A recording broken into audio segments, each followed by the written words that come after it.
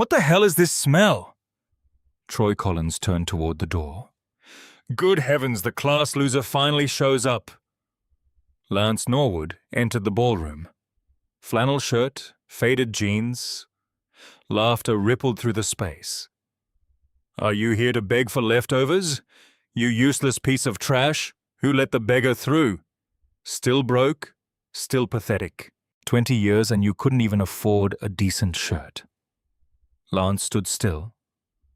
Nice to see you again, Troy, he said softly. Troy grabbed a glass of water, poured it over Lance's head. Slow, deliberate. Cool off, loser. You stink up the place just by breathing. Water dripped down his face. He didn't move. Troy thought he knew everyone here. He was wrong, and what happened next would haunt him for the rest of his life. 20 years earlier, Lance Norwood stepped onto the Glenville University campus with everything he owned stuffed into a single duffel bag. The bag was gray, frayed at the zipper. His mother had stitched the strap back on twice because thread was too expensive that month. He carried it over his right shoulder and walked through the front gates like a man entering a country where he didn't speak the language. The campus smelled like fresh-cut grass and money. Luxury cars lined the parking lot. Students wore brands Lance had only seen in magazines, left behind at the laundromat. He wore a white t-shirt his mother had bleached so many times the collar had gone translucent. Eleanor Norwood had driven him there in an older Honda Civic with a cracked windshield and a passenger door that only opened from the outside. She'd worked multiple jobs that summer. Hotel maid in the morning, grocery cashier in the afternoon, overnight janitor at the bus station to cover his first semester. She didn't tell him about the blood she'd started coughing into the bathroom sink. You call me every Sunday, she said, gripping his hand through the window. Yes, ma'am. And you don't let nobody make you feel small. Yes, ma'am. She drove away. The Civic backfired twice before it disappeared around the corner. Two girls sitting on a bench nearby laughed. One of them pointed. Lance picked up his duffel bag and walked toward the dormitory. He didn't look back. He met Troy Collins on the third day. It happened in the dining hall. Lance was sitting alone at a corner table eating a plate of rice and beans, the cheapest option on the meal plan. His tray was dented. His fork was plastic because he'd missed the silverware line. Troy walked in like he owned the room. Polo shirt, gold watch. Three guys behind him, Derek Shaw, Tyler Griffin, and a tall kid named Wes Harmon, who laughed at everything Troy said like it was scripture. Troy stopped at Lance's table, looked down at the plate. Rice and beans, Troy said. Lance didn't look up. It's good. It's poverty food. Troy pulled out the chair across from Lance and sat down without asking. Where are you from? South Glenville. South Glenville.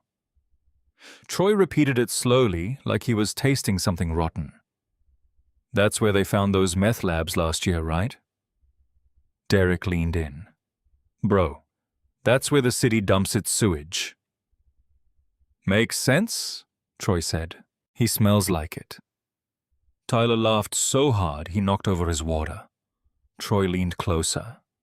His breath smelled like mint gum and entitlement. What's your name? Lance. Troy nodded. Then he grinned. Nah, I'm gonna call you something else. Something that fits better. He looked at Derek, at Tyler, at Wes, then back at Lance. Class loser, he said it loud. The tables around them went quiet. A girl with a ponytail 3 seats over covered her mouth. A guy in a baseball cap snorted into his coffee. Nobody objected. Nobody told Troy to stop. The name stuck like a cigarette burn. By the end of the first week, the whole floor knew it. By the end of the first month, the whole campus. People Lance had never met would pass him in the hallway and mutter it under their breath. Some said it to his face. Most just smiled when Troy said it loud enough for everyone to hear. The things Troy did to Lance over the next 4 years were not creative. They were relentless. They were designed to grind a man down one humiliation at a time until there was nothing left to grind. Sophomore year, Lance spent weeks on a research paper for Professor Gaines's economics class. Typed it on the library computer because he didn't own a laptop. Printed it at the campus center. He left it on his desk in the dorm to grab lunch. When he came back, the paper was soaking in a puddle of Gatorade on the floor, orange. The pages had curled and bled together. Troy's sneaker print was on the cover page. Next to it, a sticky note in Troy's handwriting. Better luck. Next life, loser. Lance reprinted it. He ate 1 meal a day for the rest of the week. That same semester, someone taped a sign to Lance's locker. Block letters, black marker, class loser lives here. It stayed up for days. The RA walked past it every morning. He never removed it. Other students saw it. Some looked away, some smirked. One girl, a sophomore whose name Lance never learned, stopped in front of it one morning, stared at it for seconds, then kept walking. She never came back to take it down either. Lance peeled it off himself. The adhesive left a scar on the metal that never came off. Weeks later, someone slid a note under his dorm room door. No name, just a printed photo of a bus ticket back to South Glenville and 3 words scrolled across the bottom. Take the hint? Lance folded the note, put it in his desk drawer, and went to class. Junior year group project for business strategy. Professor assigned teams randomly. Lance was put with 3 students. All 3 asked to switch groups within a day. Troy had told them if they worked with Lance, they'd never get invited to anything again. Not the parties, not the study groups, not the networking events where alumni handed out internships like candy. The professor let them switch without asking why. Lance did the project alone. He got an A. The group that dropped him got a B-. Nobody mentioned it. The worst day came in the spring of senior year, Professor Whitmore's Advanced Finance Seminar final presentations. Lance had prepared for weeks. His slides were clean. His data was tight. He stood at the front of the room and began speaking about micro-lending models in underserved communities.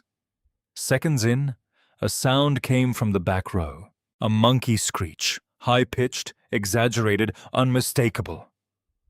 Troy was leaning back in his chair, hand over his mouth, making the sound just loud enough for the room to hear.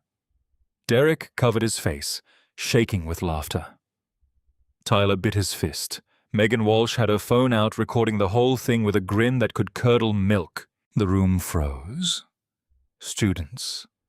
One professor. Nobody said a word. Nobody told Troy to stop. Nobody even shifted in their seat. Professor Whitmore adjusted his glasses, looked at Troy, looked at Lance, then looked down at his laptop. Continue, Mr. Norwood. Lance continued. His voice didn't crack. His hands didn't shake. He finished his slides and walked back to his seat in silence. Megan posted the video that night. Laughing emojis in the comments. Lance saw every single one. That night he sat on the floor of his dorm room and called his mother. "Mama, I want to come home." A long pause. He could hear her breathing, thinner than it used to be, shallower, like air through a cracked window. "You're not coming home, baby. They don't want me here. I didn't send you there to be wanted. I sent you there to learn. And when you're done learning, you build something so big that every single one of them will have to look up to see it." Lance pressed the phone against his forehead and closed his eyes. "You hear me, Lance?" "Yes, ma'am." "Then stay." He stayed. He stayed through the name-calling, through the Gatorade and the sneaker prints, through the monkey sounds and the silence of professors who chose their donors over their students, through the sign on his locker and the video. He stayed through all 4 years, and on graduation day, He walked across the stage in a gown he'd borrowed and shoes with holes in the soles. His mother sat in the back row in a wheelchair, oxygen tube under her nose, clapping with hands that barely had the strength to close. Nobody else clapped. Troy and his crew were in the front row, whispering, laughing, already planning their summer. Lance took his diploma, looked out at the audience, found his mother's face. She was smiling. That was enough. He walked off the stage, put the diploma in his duffel bag, the same grey one with the dental floss strap, and left Glenville without saying goodbye to a single person. He had little money in his checking account, a degree nobody respected, and a name that still rang in his ears every time he closed his eyes. Class loser. He was going to make them eat it. The bus ticket from Glenville to Atlanta cost some money. Lance caught himself. He arrived at the Greyhound station with his duffel bag, his diploma, and little left in his pocket. The station smelled like diesel and floor cleaner. A man sleeping on a bench near the vending machines reminded Lance of his uncle. He bought 2 coffees, gave one to the man, kept walking. His first apartment was a studio above a dry cleaner, no air conditioning. The ceiling leaked when it rained, and it rained a lot that season. He put a pot under the drip and slept on a mattress he'd found on the sidewalk blocks away. He flipped it over, sprayed it with disinfectant. It smelled like chemicals for weeks. Then it just smelled like him. He got a job at a warehouse, night shift, loading pallets of frozen chicken onto refrigerated trucks. The cold was the kind that got into your joints and stayed there. His fingers cracked and bled. He wrapped them in electrical tape and kept lifting. During the day, he walked to the public library. He sat at a desktop computer between a retired school teacher learning email and a teenager playing Flash games. He opened free coding tutorials, HTML first, then CSS, then JavaScript, then Python. He didn't understand any of it at first.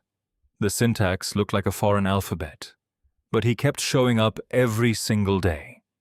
Hours at the library, hours at the warehouse.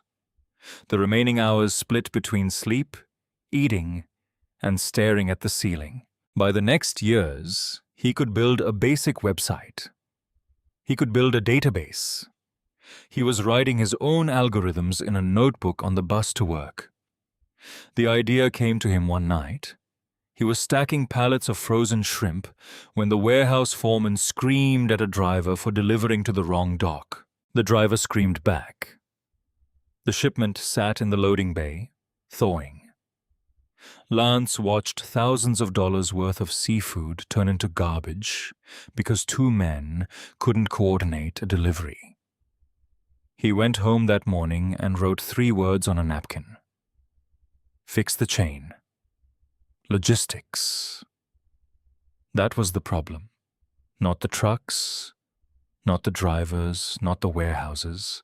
The software that connected them was broken or didn't exist. Small and mid-sized companies were still using spreadsheets and phone calls to track shipments. Lance had seen it from the inside. He'd watched millions of dollars rot on loading docks because the left hand didn't know what the right hand was doing. He spent months building a prototype, a logistics platform that tracked shipments in real time, optimized routes, predicted delays before they happened. He coded it on the library computer, tested it on paper, refined it in his notebook on the bus. Then he started knocking on doors. The first investor said no before Lance finished his second sentence. The second investor didn't show up to the meeting. Others laughed or said the market was too crowded. Lance knew what some meant. Investors found different ways to say the same thing. Too risky, too early, too unproven. One of them, a man in a blue suit with a Harvard ring, leaned across the table and said, "Son, go get a real job. This isn't for people like you." Lance stood up, shook his hand, walked out, sat in his car, an older Corolla with many miles, and pressed his forehead against the steering wheel. He thought about his mother, Eleanor had died months earlier. Lung cancer, stage 4, by the time she finally went to a doctor, because she'd spent decades choosing between her health and her son's tuition. Lance had driven back to Glenville for the funeral. Few people came. The pastor mispronounced her last name. Lance paid for the casket with his warehouse savings. He couldn't afford a headstone, so he marked the plot with a wooden cross he'd built from pallet scraps. He sat in that parking lot for minutes. Then he started the engine and drove to the next meeting. The investor was Gloria Whitfield. She was older, silver hair, reading glasses on a beaded chain. She ran a small venture fund out of a converted firehouse in Midtown. She specialized in founders that other people overlooked. Lance walked in with his laptop, a refurbished one he'd bought cheap, and gave the same pitch he'd given many times before. Same slides, same data, same calm, steady voice. Gloria listened without interrupting. When he finished, she took off her glasses and set them on the table. "How long have you been building this?" "Months for the prototype. Years learning to code. Where'd you learn?" "Public library." She stared at him for a long time. Not at his clothes, not at his shoes, at his eyes. She offered funding. "I want equity and a board seat." Lance's hands shook under the table. He pressed them against his knees. "Deal," he said. Apex Ventures was born in a garage that Lance rented for little money a month. The first 3 employees were people he'd met at the library, a retired database administrator, a college dropout who taught herself UX design, and a Nigerian immigrant who could write back-end code faster than anyone Lance had ever seen. They worked long hours. They ate ramen and gas station sandwiches. They slept on air mattresses between server racks. The garage had no heat in winter and no ventilation in summer. Lance lost weight in the first months, but the product worked. Lance remembered the first time the dashboard lit up green, every truck accounted for, every route optimized, every delivery window hit. He sat in the garage late, staring at the screen, and thought about the frozen shrimp rotting on that loading dock, about the foreman screaming, about the money that disappeared because nobody had built what he'd just built. He closed his laptop and slept hours on the air mattress. It was the best sleep he'd had in years. The first client was a regional grocery chain with stores across Georgia. Their logistics were a disaster. Spoiled produce, late deliveries, phantom inventory. Lance's platform cut their waste significantly in months. The CFO called Gloria Whitfield personally to say it was the best investment she'd ever recommended. Word spread quietly at first, then louder. Apex grew with employees and contracts in many states. They expanded to cold chain pharmaceuticals, vaccines, insulin, blood products. The kind of cargo where a missed delivery didn't mean lost revenue. It meant someone died. Apex went public. The valuation was substantial. Lance Norwood, the kid from South Glenville who'd eaten rice and beans alone in a college dining hall, was now worth more than every person who'd ever called him class loser combined. But he didn't do interviews, didn't post on social media, didn't attend galas or charity auctions where cameras waited at the door. No Forbes cover, no TED Talk, no public photos. He was a ghost with a balance sheet. And he started buying things quietly. A commercial real estate portfolio across the Southeast, a minority stake in professional sports teams, a tech incubator in downtown Atlanta, and one purchase that nobody understood, the Grand Glenville Hotel, the most expensive property in a town most people couldn't find on a map. He bought it through a shell company. No announcement, no press release. The staff didn't know who owned it. The town didn't know. Troy Collins, who by then had run his father's company into the ground and was working as a mid-level operations manager at Pinnacle Logistics, definitely didn't know. Pinnacle Logistics, a subsidiary of Apex Ventures. Troy Collins had been working for Lance Norwood for years. He had no idea. The Grand Glenville Hotel had never looked better. Someone had hung a banner across the ballroom entrance. Glenville University, class of together again. Gold letters on navy fabric. Underneath it, a table with name tags arranged in alphabetical order. Each tag had the graduate's senior yearbook photo printed beside their name. Lance found his. The photo showed a young kid in a borrowed gown looking straight at the camera with an expression that was either exhaustion or defiance. Hard to tell the difference. He peeled the tag off the table and stuck it to his flannel shirt. The ballroom was already filling up. Crystal chandeliers threw light across marble floors. A jazz quartet played in the corner near a bar stocked with expensive bottles. Round tables with white tablecloths. Centerpieces with lilies and candles. The kind of room designed to make people feel important. Troy Collins stood near the center of it all. He'd gained weight. Not the soft kind, the swollen kind, the kind that comes from stress eating and too many drinks after work. His suit was expensive, but didn't fit right. The jacket pulled at the shoulders. The pants broke too high above his shoes. He wore a Rolex, but Lance noticed the way Troy kept adjusting it, rotating it on his wrist like a nervous habit. A man who was comfortable with wealth didn't fidget with his watch. The Rolex was a lie Troy wore on his body. Lance could spot it from across the room. Derek Shaw stood beside him. Thinner than college, receding hairline. He sold insurance now. Lance knew this because Apex's data analytics division tracked Pinnacle's employee networks, and Derek had tried to sell a policy to one of Pinnacle's warehouse supervisors last year. Tyler Griffin was there too. He managed a car dealership, divorced twice.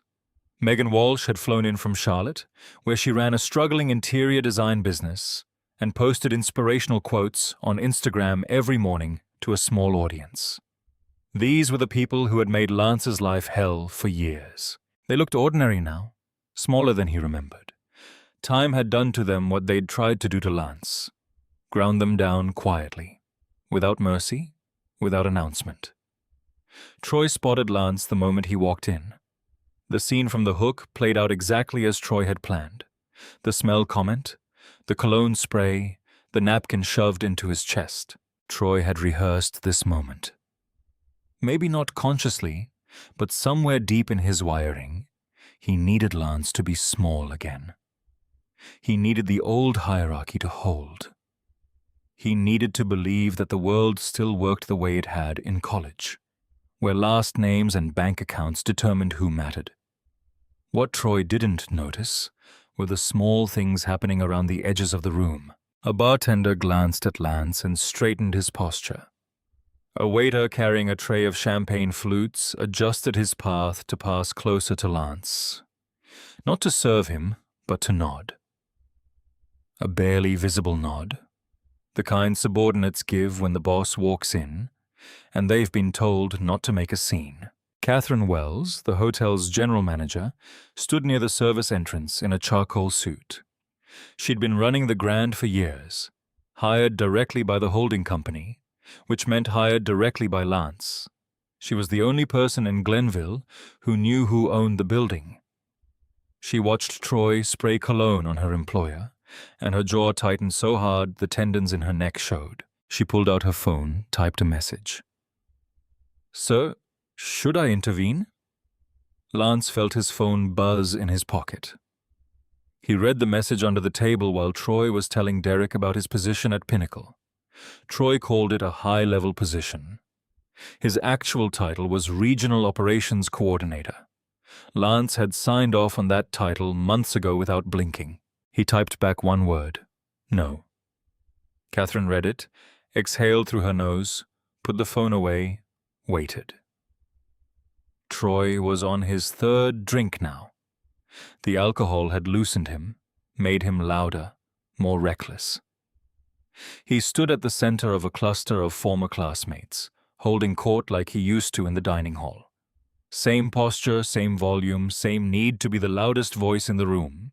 "You guys see Lance came?" Troy said, jerking his thumb toward the corner where Lance sat alone. "Unbelievable.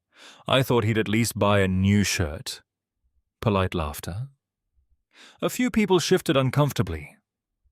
"I'm serious," Troy continued. 20 years and the guy shows up looking like he walked here from a bus stop. Some people just don't change. He took a long sip. "Once a loser, always a loser?" Derek nodded. Tyler chuckled. Megan was already composing an Instagram story, a photo of Lance sitting alone at the table with a caption she hadn't finalized yet, but was leaning towards something with the word throwback.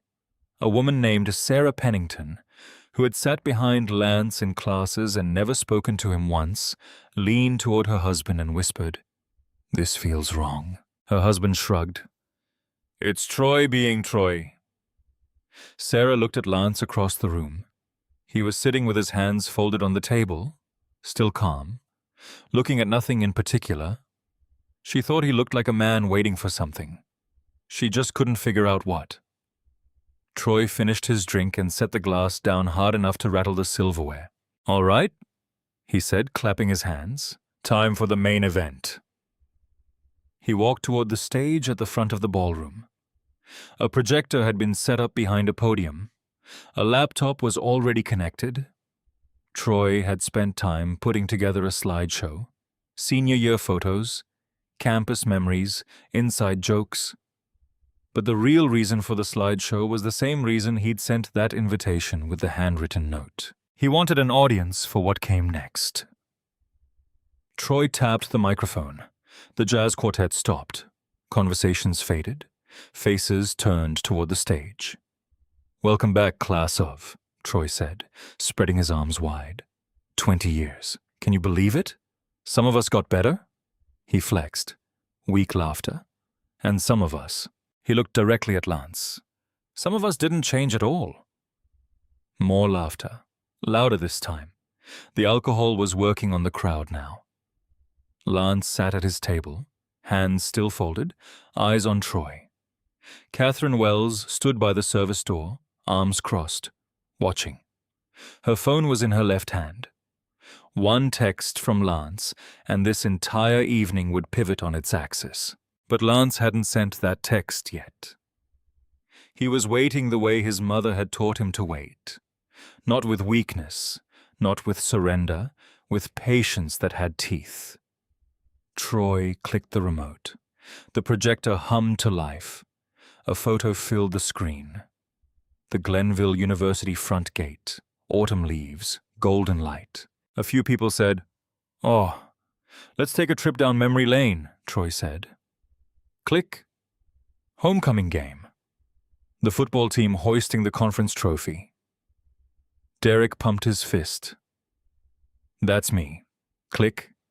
Spring formal. Girls in dresses, guys in rented tuxedos. Click the campus quad in winter. Snowball fight. Laughter frozen in pixels. Click. The room went quiet. It was Lance. Freshman year. Sitting alone in the dining hall, rice and beans on a dented tray. His t-shirt had a stain near the collar. His eyes were down. Someone had taken the photo without him knowing. The angle was slightly above, like a person standing over him with a phone held low. Troy let it sit on the screen, long enough for every pair of eyes to absorb the image. "And here he is," Troy said, grinning. "The one, the only, the class loser." Laughter. Not everyone, but enough. "Lance, stand up, buddy. Come on up here." A sarcastic, slow clap started near Derek's table. Tyler joined. Then a few others who had enough drink in them to think cruelty was comedy. The sound bounced off the marble walls like a hollow, mocking heartbeat. Lance stood, walked to the stage unhurried, hands at his sides, face unreadable. Troy threw an arm around his shoulder like they were old friends. The weight of it felt like a leash. "So, Lance, 20 years? What have you been up to?" "I work in tech," Lance said. Troy's eyebrows shot up. "Tech? You?" He turned to the audience. "Lance Norwood in tech, doing what?" "Resetting passwords." Something like that, Lance said. Something like that. Troy dragged each word. He clicked the remote. Another photo. Lance's locker with "class loser, lives here" taped across it in block letters. Someone gasped. Most people just stared. Remember this? Troy said. Classic. Absolute classic. Lance looked at the photo, his locker, the block letters, the adhesive scar he'd spent time scrubbing off with his fingernails, the empty hallway, nobody helping. He said nothing. I got to be honest, Troy continued, turning to face Lance.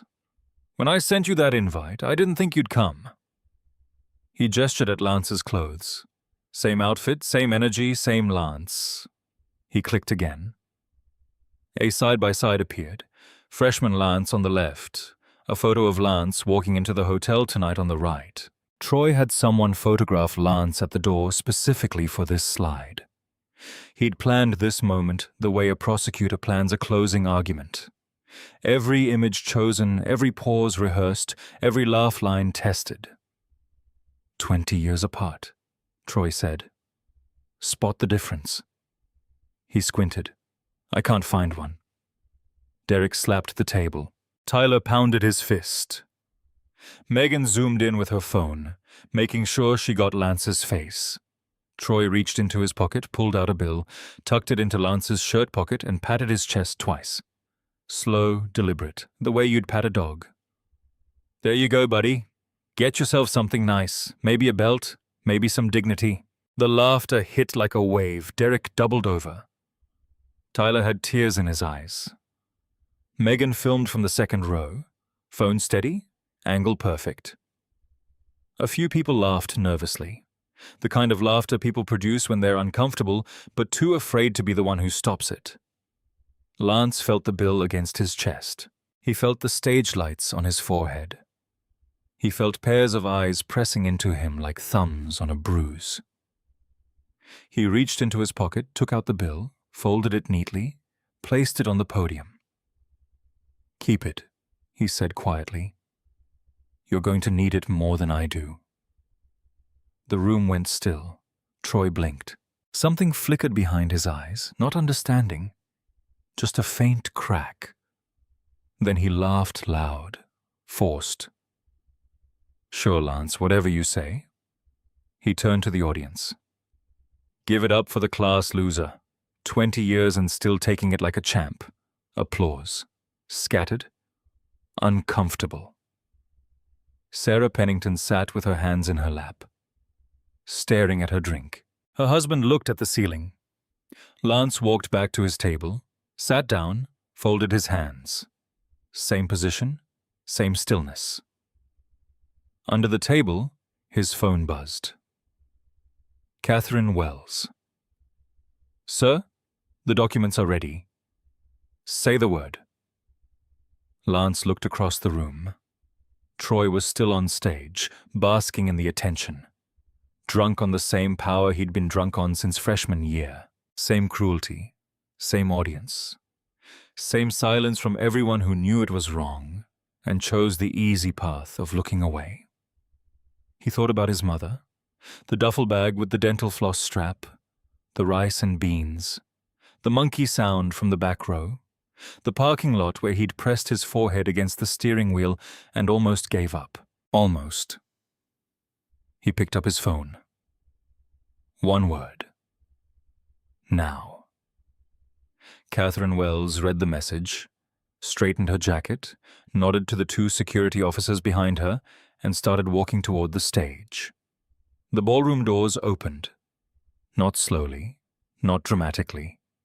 Catherine Wells pushed them open with both hands, like a woman who had been waiting for this exact moment and was done being patient. She walked in flanked by 2 security officers in dark suits.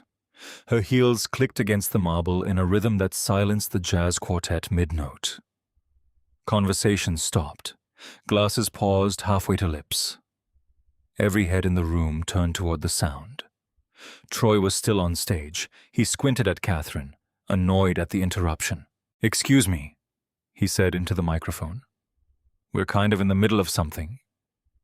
Catherine didn't slow down. She walked past the round tables, past the centerpieces with their lilies and candles, past Derek and Tyler and Megan and people who had spent the last hour laughing at a man they didn't know was signing their paychecks. She stopped at the foot of the stage. "Mr. Collins," she said, her voice carried without a microphone. "I need to address the room." Troy leaned into the mic. "And who are you, Catherine Wells, general manager of the Grand Glenville Hotel?" Troy waved his hand dismissively. "Great. Whatever it is, we'll handle it after the party. We're having a good time. I'm afraid this can't wait." Something in her voice, a weight, a finality, made the room go still. Troy's smirk faded by 1 degree. He looked at the 2 security officers, then back at Catherine, then at the audience, searching for support. Nobody moved. "Fine," Troy said. "Make it quick." Catherine stepped onto the stage. She didn't take the microphone from Troy. She didn't need to. She turned to face the audience and spoke clearly, the way someone speaks when they've rehearsed every word. "Ladies and gentlemen, I apologize for the interruption, but there has been a significant misunderstanding this evening regarding the nature of this venue and who your host is." Troy crossed his arms. "I booked this ballroom. I paid for it." "What's the misunderstanding?" Catherine turned to him. "You paid a rental fee, Mr. Collins. You don't own this hotel. The owner has been in this room all evening." The air changed. It was like someone had opened a window in a sealed room.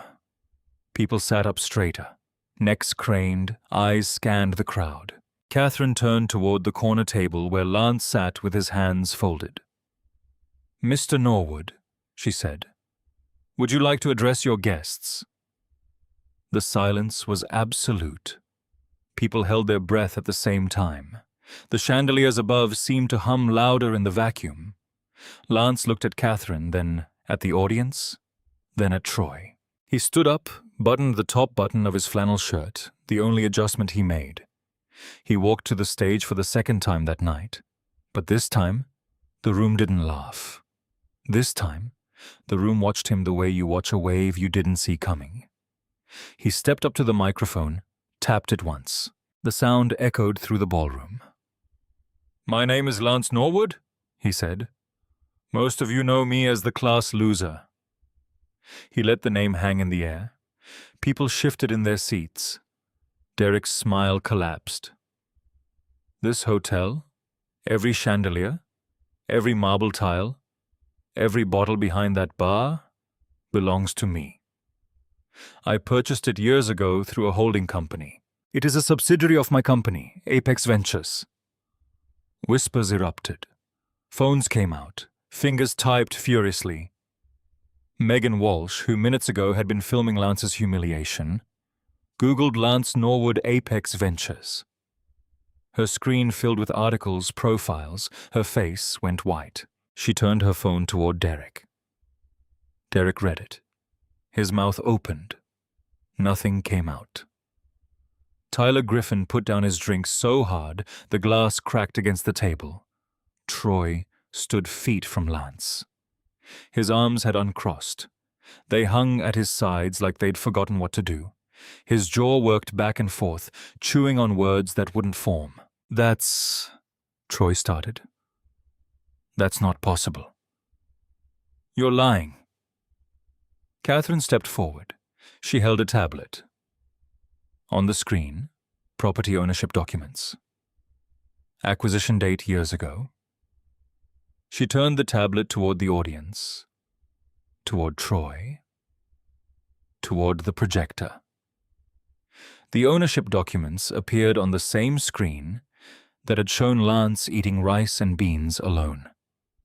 Troy stared at the screen, then at Lance, then at the screen again. His face went through a sequence of expressions: disbelief, confusion, calculation, and then something Lance recognized from years ago: fear. The particular fear of a man who realizes the ground he's standing on belongs to someone else. You're telling me, Troy said slowly, his voice cracking at the edges, that you own this building? I own this building, Lance said. I own the land it sits on. I own the parking lot where your leased car is parked right now. He paused. And Troy? I own something else too. The room tilted. Everyone felt it. Not physically, but the center of gravity in that ballroom shifted from Troy Collins to Lance Norwood in the space of a single sentence. And it would never shift back. Troy's mouth was open. No sound. But we'll get to that in a moment, Lance said. He turned to the audience. Faces stared back at him. Some were pale, some were flushed. Sarah Pennington was crying. Not loud, just a steady stream down her cheeks. Lance looked at the bill still sitting on the podium where he'd left it. He picked it up, held it between two fingers, turned to Troy. You put this in my pocket, Lance said, in front of everyone. You patted my chest like I was your pet. Troy's mouth moved. Nothing. I told you to keep it. Lance set the bill down on the podium again. That offer still stands. He turned back to the microphone. Now let me tell you about Pinnacle Logistics. Troy's face changed. The fear sharpened into something else. Recognition. The slow, sickening recognition of a man who just heard the name of the company that pays his mortgage spoken by a person who should not know it exists. What about Pinnacle? Troy whispered. Lance smiled for the first time all night. It was not a kind smile. Pinnacle Logistics, Lance said into the microphone. Ring a bell, Troy. Troy's face was the color of old cement. His lips moved, but nothing came out. The Rolex on his wrist caught the chandelier light as his hand trembled. You work there, Lance continued. Regional Operations Coordinator. Started years ago. Salary plus a company car. A silver one if I'm not mistaken. The room was so quiet, Lance could hear the ice melting in someone's glass. Troy swallowed. How do you know that? Because Pinnacle Logistics is a subsidiary of Apex Ventures. Lance paused. Let every syllable land. My company. You've been working for me. Every paycheck you've cashed, every morning you've clocked in, every review you've sat through. All of it. Mine. Troy's knees buckled. Not all the way. Just a slight dip, like a building settling before it collapses. He caught himself on the podium. His fingers gripped the edge until the knuckles turned white. That's not... Troy's voice came out thin. Reedy, the voice of a man whose throat had closed around his own pride. That's not true. Lance pulled out his phone, held it up so Troy could see the screen. A contact labeled Helen Price. Pinnacle HR Director. He pressed call, put it on speaker. 1 ring, 2 rings. Mr. Norwood, good evening, sir. The room heard it, every word through the phone speaker and through the ballroom's dead silence. Helen Price's voice was as clear as a church bell. Helen, Lance said, his eyes never leaving Troy's face. I need you to process a termination. Effective immediately. Of course, sir. Employee name? Troy Collins, Regional Operations Coordinator. A pause. The sound of typing confirmed. Mr. Norwood, termination paperwork will be sent to Mr. Collins' email within the hour. Shall I flag his final paycheck for expedited processing? That won't be necessary, Lance said. I think Mr. Collins can wait. He ended the call. The phone screen went dark. Lance slid it back into his pocket. Troy stood frozen on the stage. His mouth hung open. His eyes were glassy, the look of a man watching his own house burn down from across the street with the keys still in his hand. You can't, Troy's voice broke. You can't do this to me. I have a mortgage, I have car payments, I have... You have nothing, Lance said. Your father's company went bankrupt years ago. You burned through your inheritance. The house is leveraged. The car is leased. The Rolex. Lance glanced at Troy's wrist. That's a replica. I noticed it when I walked in. A gasp rippled through the crowd.